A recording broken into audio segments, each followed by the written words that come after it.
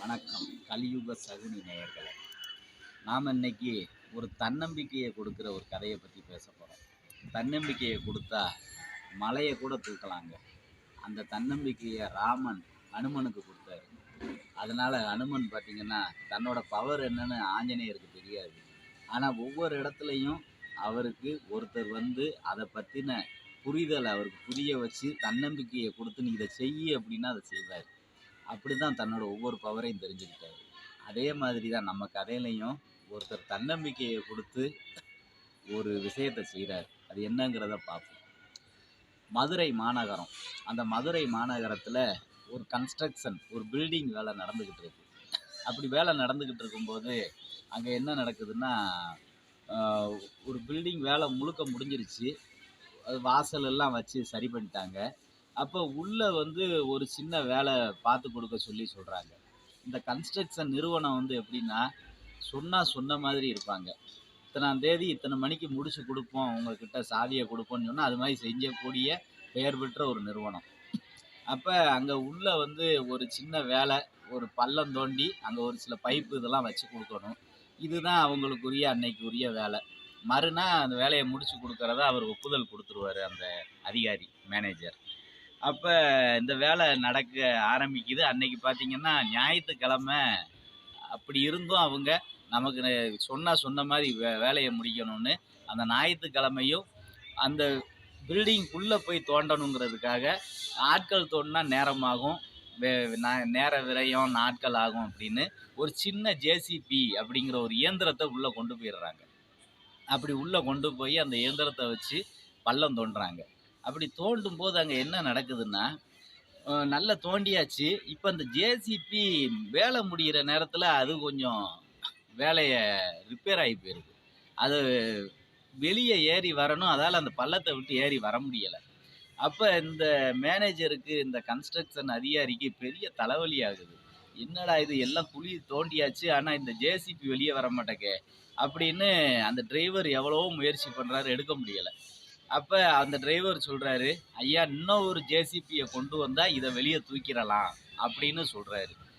அப்போ இவங்க சரி அப்படின்னு வேறு வழி இல்லைல்ல அப்படின்னு இன்னும் வேறு ஜேசிபி எங்கே இருக்குதுன்னு போய் விசாரிக்கும்போது தெரியுது, அன்னைக்கு வந்து சண்டேங்கிறதால எல்லா இடமும் க்ளோஸ், எல்லாம் லீவு.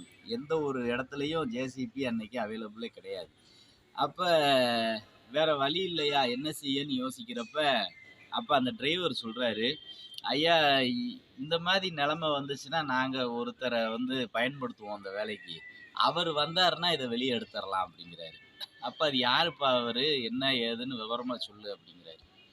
இந்த மாதிரி நம்ம ஊரில் ஒருத்தர், ஒரு யானை வளர்க்குறவங்க இருக்காங்க, அவங்கக்கிட்ட 2, 3, 4 யானை இருக்குது, அவங்க வந்தாங்கன்னா இதை வெளியே எடுத்துடலாம் ஈஸியாக அப்படின்னு சொல்கிறாரு. சொன்ன உடனே இவருக்கு கொஞ்சம் மனசு ஆறுதல் அடையுது. அப்போ இன்னைக்கு எடுத்துடலாம், எடுத்து வேலையை முடிச்சிடலாம் அப்படின்னு. சரின்னு வாங்க அவரை போய் பார்ப்போன்னு அந்த டிரைவரை கூப்பிட்டுக்கிட்டு இந்த மேனேஜர் போகிறாரு.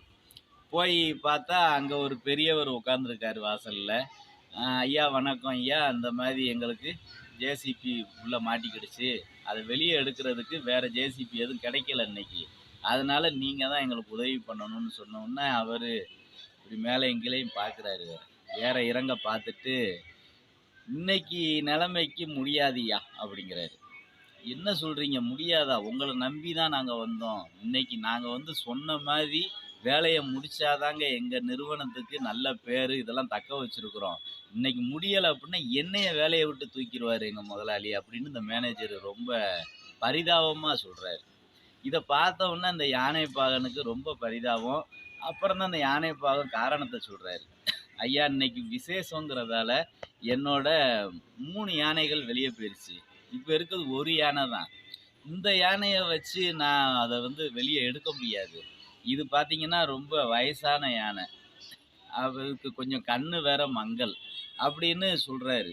சொன்ன உடனே மேனேஜருக்கு கொஞ்சம் ஆறுதல் அடைஞ்சு வந்தார். இப்போ அதுவும் டவுன் ஆகி போச்சு. ஐயையோ அப்படி ஆகி போச்சு அப்படின்ன உடனே அந்த மேனேஜரு, அவங்க வந்து பார்த்தீங்கன்னா ஒரு 10,000 லாபத்துக்காக ஒரு கன்ஸ்ட்ரக்ஷன் நிறுவனம் தன்னோட பேரை காப்பாற்றுறதுக்காக எத்தனை லட்சம் வேணாலும் செலவு பண்ணுவாங்க. அப்படித்தான் இன்னைக்கு நிலைமைக்கு ஒவ்வொரு நிறுவனங்களும் பேரை நிலைநாட்டுறதுக்காக முயற்சி எடுத்துக்கிட்டு இருக்காங்க. அப்ப இவரு, ஐயா உங்களுக்கு வந்து நான் உங்க கால்லனாலும் விழுகிறேன், எனக்கு இதை நீங்க செஞ்சு கொடுக்கணும் அப்படின்ன உடனே அந்த யானை பாகனுக்கு மனசு ரொம்ப, அடப்பா இப்படி ஒருத்த மேனேஜர் இவ்வளவு பெரிய ஆளு வந்து நம்மக்கிட்ட வேண்டாத குறையா நிற்கிறாரு அப்படின்னு, சரி ஐயா பார்ப்போம் அப்படின்னு அனுப்பி விட்டாரு. போங்க வாரோம் நாங்கள் அப்படின்னு. உடனே யானையை ஒரு லாரியில் ஏற்றிட்டு கிளம்பிட்டாங்க. ஏன்னா இவங்க இருக்கிறதுக்கும் அதுக்கும் ஒரு 10 கிலோமீட்டர் டிஸ்டன்ஸு.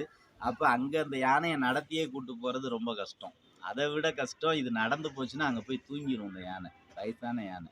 அப்படி சூழ்நிலை இருக்கக்கூடிய அந்த யானையை லாரியில் ஏற்றிட்டு கிளம்பிட்டாரு. கொண்டு போய் அந்த பில்டிங் கிட்ட போய் இறக்கி உள்ள யானையை கூட்டு போய் தேவையான கயிறு பெல்ட் எல்லாம் போட்டு யானை மேலே நல்லா மாட்டி ரெடி பண்ணிட்டாங்க. அப்போ யானை இழுத்து பார்க்குது, கொஞ்சம் கூட நகரலை. அப்போ அந்த மேனேஜருக்கு ரொம்ப வயிற்றுல புளிய கரைக்குது.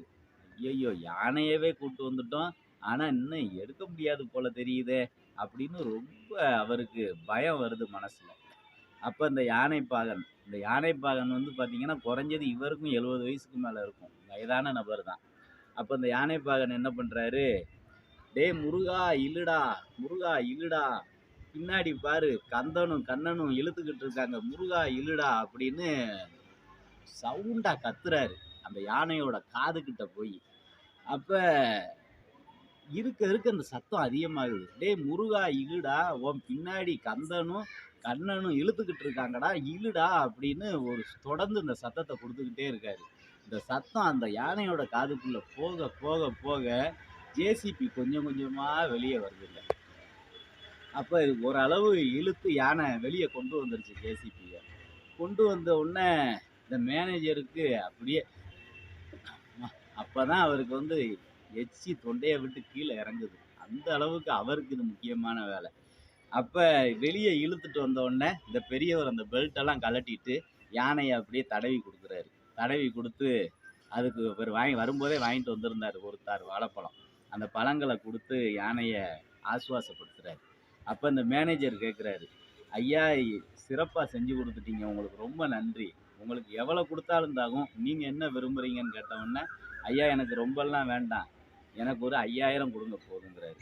5000ங்கிறது அந்த மேனேஜருக்கு ரொம்ப சாதாரண விஷயம்.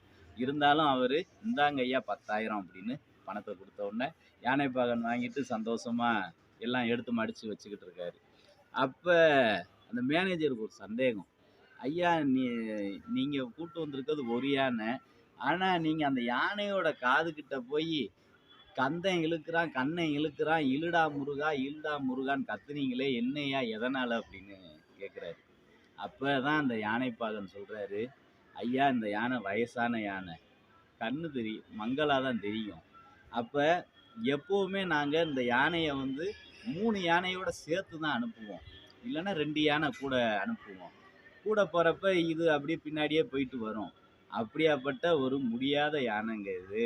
அப்போ இவ்வளோ பெரிய ஜேசிபியை இது இழுக்கணும் அப்படின்னா அது நடக்காத காரியம். இது தனியாக இது மட்டும் இழுக்க முடியாது. அப்போ இந்த யானைக்கு நான் அந்த சக்தியை கொடுக்கணும். அப்போ உன் பின்னாடி கந்தன் இருக்கிறான் கண்ணன் இருக்கிறான், அந்த யானையோட பேர், இன்னொரு யானை பேர் கந்தன், இன்னொரு யானை பேர் கண்ணன், இந்த 2 பேரும் இழுக்கிறாங்க, நீயும் சேர்ந்து இழுடா அப்படின்னு நான் சொல்கிறப்ப, அப்போ இதுக்குள்ளே ஒரு மனதைரியம், ஆக பின்னாடி 2 யானை இழுக்குது, நம்மளும் அப்போ இழுத்துறலாம் அப்படின்னு அதுக்காக ஒரு தைரியம் வரும் அப்படிங்கிறதுக்காக தான் நான் அந்த விஷயத்தை பயன்படுத்தினேன். அது சரியாக அந்த இடத்துல பயன்பட்டு உங்களுக்கு பலன் கொடுத்துருக்கு அப்படின்னு சொன்ன உடனே அப்போ அந்த மேனேஜர் நினைக்கிறாரு, ஒரு வயசான பாகன், வயதான யானை, கண் பார்வை மங்கள் தான் அந்த யானைக்கு, ஆனால் அந்த யானைக்குள்ள ஒரு தன்னம்பிக்கையை கொடுத்து ஒரு தைரியத்தை கொடுத்து இழுத்து இதை வெளியே கொண்டு வந்துட்டாருன்னா, அப்போ அந்த இடத்துல பாருங்க அந்த பாகனோட அனுபவம், 2வது அந்த யானைக்கு அவர் கொடுத்த தன்னம்பிக்கை, இந்த 2ம் சேர்ந்து இங்கே ஒரு வெற்றியை கொடுத்துருக்கு அப்படிங்கிறது யோசிச்சுக்கிட்டார் அந்த மேனேஜர். அப்போ இந்த கதையிலேருந்து நம்ம என்ன தெரிஞ்சுக்கிறோம்னா, இவனால் ஒன்றுமே முடியாது அப்படின்னு நம்ம நினைக்கக்கூடாதுங்க. அப்படி நினைக்கிறவன் அந்த தலைமை பொறுப்புக்கு தகுதியற்றவன் அப்படின்னு நான் சொல்கிறேன். அந்த முடியாத ஒருத்தங்கிட்ட இருந்து நீ அவனுக்குள்ள இருக்க திறமைய வெளிய கொண்டு வந்து, அது மூலம் ஒரு சக்சஸ் பண்ணி நீ காட்டுனேன்னா, நீ தான் ஒரு சிறந்த தலைவன். அப்ப அந்த தலைமை பொறுப்புக்கு வர்ற ஒவ்வொருத்தரும், இது போல ஒவ்வொரு விஷயத்தையும் தன்னம்பிக்கையோட வெளிய கொண்டு வர்றதுக்கான இந்த வழிமுறைகள தெரிஞ்சு வச்சிருக்கணும். அப்டின்னா தான் நம்ம ஒவ்வொரு விஷயத்திலும் சக்சஸ் பண்ண முடியும். அப்படிங்கிறத சொல்லிக்கிட்டு இதோட முடிச்சுக்குவோம். நன்றி.